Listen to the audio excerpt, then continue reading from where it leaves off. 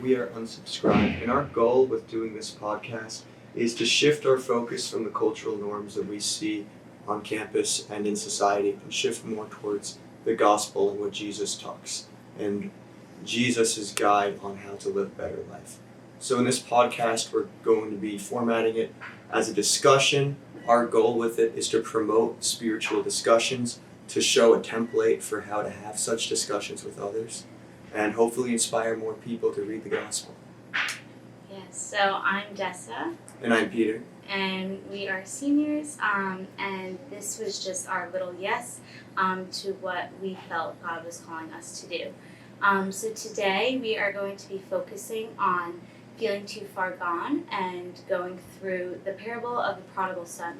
So parable is kind of like a story, it's like a word picture, and it's how Jesus used to talk to the crowd so that we could really understand him and go deeper through meanings. So we're going to go through this parable, and I'm going to read it.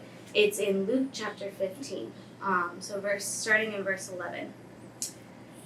So the parable of the lost son. Jesus continued, "There was a man who had 2 sons. The younger one said to his father, 'Father, give me my share of the estate.' So he divided his property between them. Not long after that, the younger son got together all he had, set off for a distant country, and there squandered his wealth in wild living. After he had spent everything, there was a severe famine in that whole country, and he began to be in need. So he went and hired himself out to a citizen of that country, who sent him to his fields to feed pigs. He longed to fill his stomach with the pods that the pigs were eating, but no one gave him anything.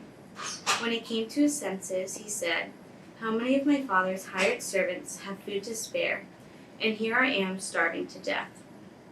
I will set out and go back to my father and say to him, Father, I have sinned against heaven and against you. I am no longer worthy to be called your son. Make me like one of your hired servants.' So he got up and went to his father. But while he was still a long way off, his father saw him and was filled with compassion for him. He ran to his son, threw his arms around him, and kissed him. The son said to him, 'Father, I have sinned against heaven and against you. I am no longer worthy to be called your son.' But the father said to his servants, 'Quick, bring the best robe and put it on him. Put a ring on his finger and sandals on his feet. Bring the fattened calf and kill it. Let's have a feast and celebrate. For this son of mine was dead and is alive again. He was lost and is found.' So they began to celebrate. Meanwhile, the older son was in the field. When he came near the house, he heard music and dancing. So he called one of the servants and asked him what was going on. 'Your brother has come,' he replied, 'and your father has killed the fattened calf because he has him back safe and sound.' The older brother became angry and refused to go in. So his father went out and pleaded with him. But he answered his father, 'Look, all these years I've been slaving for you and never disobeyed your orders. Yet you never gave me even a young goat so I could celebrate with my friends.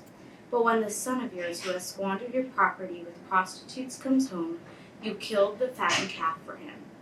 'My son,' the father said, 'you are always with me and everything I have is yours.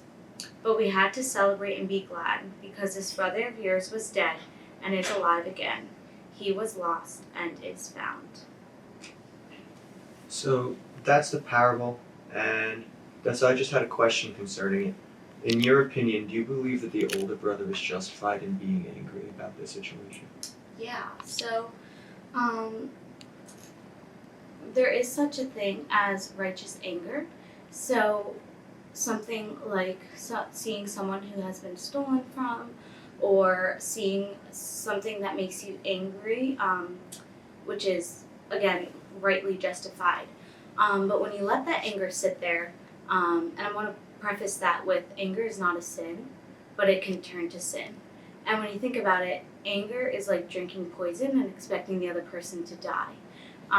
So these are some of the questions we have that kind of get to the heart of the passage. This is why we're doing this. This is why we're asking these questions. So you kind of want to focus on the older son and ask, well, why is he angry? Is he right in doing so?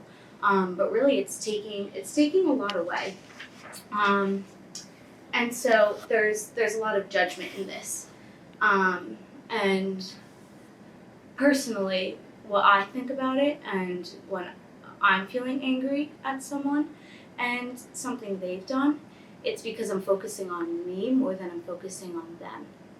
So again, drinking poison and expecting the other person to die. The only person it's affecting really is me. He's not thankful that the younger son came back. He's not thankful and celebrating his brother.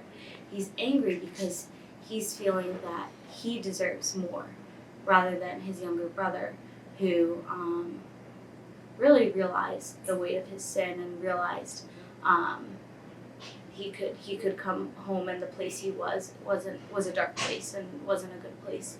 So I could say there is somewhat of a righteous anger, because in the beginning when he says that the father wants that the younger son asked the father to give me my share of the estate, that's basically saying I want you to die. Like, that's what that means.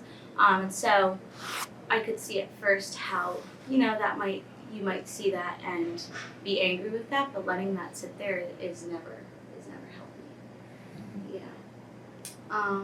So I wanted to ask you, did the younger son abuse his father's grace in return? So there are two different ways to really look at this question. On the surface, and the reason that we're having this podcast is so that as we ask questions, we force both ourselves and the other person to sort of go deeper into the passage. At face value, it could seem that after squandering his money on prostitutes, taking all of his inheritance, giving nothing back, and then just deciding, oh, well, now I don't have food, I should go back and be fed. It's very easy to say that the son was abusing his father's grace. But I think what we need to remember, and what the goal in Jesus saying this scripture was the father's response. When the son came back and apologized, saying, I am not worthy to be your son, make me your servant. Before he could even finish, his father put his arms around him and smiled and called out to bring robes and to slaughter the fattened calf. Because to the father, it didn't matter where the son had been. It didn't matter what he had done in the time he was away. Because regardless of what it was, he still made that choice to come back. Something brought him back, and that was all that mattered to him. Mm-hmm. And it could be seen as abusing his father's grace in this sense, but I don't believe it was. Because imagine being a parent and having not seen your child for years, and then you get a knock at the door, and you open that door, and there they are. What would be your initial response? Would you be angry about it? Would you be angry that they left? Or would you just be so glad to have them back in your presence, to be back in their presence? That their connection to you brought them back in their time of need. For the prodigal son, in this case, he had no more money, he was starving, he was living among the pigs, which culturally was very low at the time, considered the lowest of the low you can be. And at that time, he turned back to family, and that was what the father saw. So I don't believe he was abusing grace at all, because I believe that's the action any parent would have in that situation. Yeah. And so going off of that, we're going to talk about the love that his father showed him as he came back, and the idea of that complete love that's talked about in Scripture. Yeah, so in this parable, we focused on the older son and the younger son, but now focusing on complete love. Where does that come from? Like, that's from God. That's from Jesus, who came down to this earth 2,000 years ago and died on the cross for our sins. Everything we did yesterday, today, tomorrow, everything. He took it all on. Scripture says he was in anguish before he went to the cross. But yet he did it anyway. He said, not my will, but your will be done. And at the core of that is why we're doing this podcast, because he loves us, and he died while we were still sinners. And so that's what complete love looks like, dying on the cross. But we're in like I guess, so to speak, I think of it as a chasm, where nothing in this world is complete. Whether it's this might be funny as for a college student, but whether it's your schedule, whether it's an assignment, whether it's life, when someone dies young and you say, oh, they didn't get to complete it. Like, we're just living in a state of entropy where everything is just decaying and nothing is complete. And so we kind of want to focus on a verse in 1 Samuel. Man looks at outward appearance, but God sees the heart, and like God's heart is complete, but ours is in it. But He's in the processing of sanctifying us, or in another word, making us more pure and completing that love. So that's what complete love looks like to me. And I think relating that back to this passage, you can really see it in how the Father welcomed the Son. He didn't ask, where have you been? He didn't ask, what did you do with the money I gave you? He was just so happy to have him back and immediately welcome him as, since he was, his youngest son. And there's a passage in Matthew 7 verse 11, and I'll read it quickly. If you then, though you are evil, know how to give good gifts to your children, how much more will your Father in heaven give good gifts to those who ask him? So one of the things to note in this parable is this father was an earthly father to this son. And by turning back to him, regardless of how far he went, his father still accepted all of him. Not just the part that was his son. He accepted whatever he may have done in the past because it wasn't important to him. It paled in comparison. And so that's what an earthly father can do. That, as I said, is the response that fathers on this earth, or mothers on this earth, or parents in general would have for seeing their child come back to them after being lost for so many years. And this passage in Matthew tells us we can't even begin to imagine how grateful the Lord is when one of his children turns back to him in their time of need, regardless of how far they've sinned, regardless of what they've done.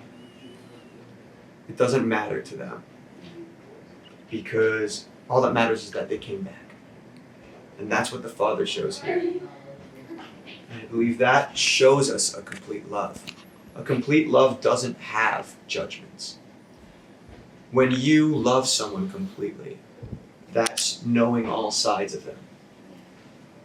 So now we're going to look at the applications and takeaways that we can get out of this passage. And I believe we touched upon a lot of it, but just to really bring it home, relating the Father's love and the complete love that the Lord provides that we can't even fathom, because even this earthly context of parental love is so great to us. And it didn't matter how long he was gone. He didn't care about that. The Father didn't care how long he was gone, where he was. That didn't matter to him. All that mattered is that he came back. And so, relating that to faith, it's never too late to turn to God for advice, to turn to God in faith. When you're struggling and there's nowhere else to go, like the son who was at the lowest point in his life. He was living with the pigs, which, as I said, in Jewish culture is one of the lowest animals. He squandered all of his inheritance. He had no money. He was starving. With nothing else to do, he turned to his Father. And so I believe that is a big takeaway we can take from this, that in our time of need, we always have a Father we can turn to in the Lord, because he's always welcoming us. Yeah, and going off of that, anger and judgments just draw us away. We need to realize we do all have a bias, and we all can judge, but we need to remember who the real judge is, and just to love others well. Scripture says, love the Lord your God with all of your heart, soul, and mind, and love your neighbor as yourself. So you need both. And we need to love the people around us and share with them gently and openly the gospel, and the full gospel. And just have that faith in the Lord that he can work through anyone, and not just keep it to ourselves. Faith is never supposed to be hidden. So that's all for today. We invite you to listen. But stay unsubscribed. Thank you. So the reason we decided to name the podcast Unsubscribed is because in our society, in our lives today, so much is thrown at us on the regular. For example, when you sign up for something, when you're subscribed to an account, you'll always get those notifications popping up. And so it really takes up your life. Our goal with this podcast is to turn away from that, to turn away from those daily notifications that constantly draw us to social media, constantly draw us to new things to buy, and just to turn more towards the gospel. Mhm.